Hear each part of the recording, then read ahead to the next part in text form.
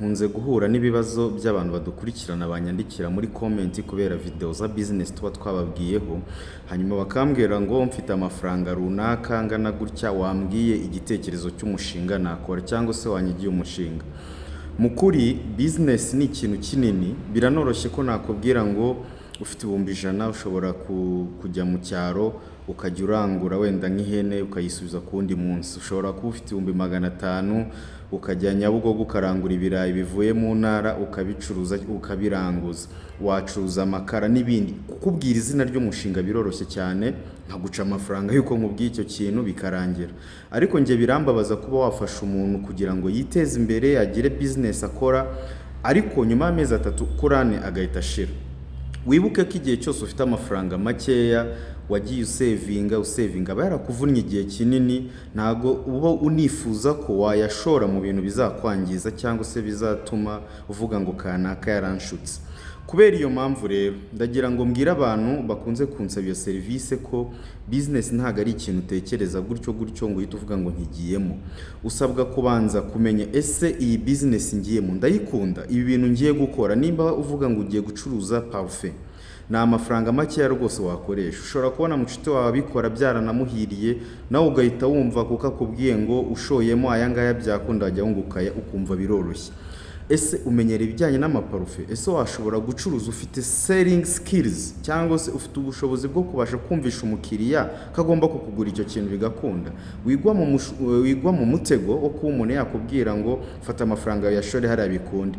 Abantu muri no minsi nsigaye mbabona bikanambabaza kubera yuko uba uri gufata amafaranga wavunikiye wasevinze igihe kinini ugahita uyashora ugendeye mu kigare, ukabona kanaka yafunguye shop umuraziranye amafaranga afite nawe urayafite, ugahita wumva wifuje gukora ibintu nk'ibyo ngibyo.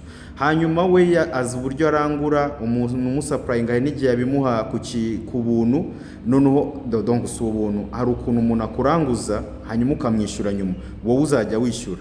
Kandi mu isomo bushize twize ryo kumanaginga cash flow cyangwa se uburyo amafaranga yinjira n'uburyo asohoka mu mufuka wawe, twabonye ko bibaye byiza wajya ushaka aba supply bashobora kuguha ibintu hanyuma ukabishyura wenda nyuma y'iminsi 2-3, nyuma y'icyumweru cyangwa ukwezi bitewe na contract mwagize, kugira ngo wirinde ko cash ufite mu ntoki zigushiramo.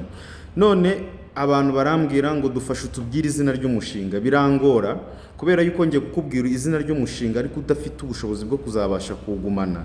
Naba nkubeshye ejo ukavuga ngo wamaye service mbi kandi nakwishyuye. Kubera iki? Ya mafaranga wakoresheje muri wa mushinga niyo wari urimo ushingiraho, niyo yonyine wari urwarijeho, niyo wari ufitemo icyizere ko bizakunda. Ntuzatangire business nimba utiteguye guhomba, ntuzatangire business utazi ikintu bita risk management. Nararyigishije iryo somo hano kuri channel yanjye ririho. Risk management ni ukuvuga ngo ngewe amafaranga ngiye gushora namaze kwemeranya n'umutima wanjye ko nyahombye nta kibazo. Ibaze umaze imyaka 2 usevinga afite 2 miliyoni uhise uzishora mu kintu arahombye. Urumva ukuntu ugiye kubabara? Ibaze urugendo rw'imyaka 2 ukuntu wirinze ukifata. So ntago buri uko ufite amafaranga bivuze kuyashora. Abantu muri mu kazi mugakore neza, iyo salary ikomeze bafashe kubona igishoro cyiza gifatika. Ariko ujye no muri business uvuga ngo ndamutse mpombya aya mafaranga ntacyo naba, ndamutse birumvikana amafaranga yose wayabura, ntago wabura kubabara, ariko ari amafaranga yatuma ukomeza kubaho. So, urinde amafaranga yawe wavunikiye, irinde gushora mu bintu hubutse kubera ibigare byo hirya no hino abantu bakoshya ngo kubera yuko yabikoze nawe ugahita ushaka kubikora. So peace and love, kora follow kuri Strato Havugimana, tuvuga ibijyanye na business.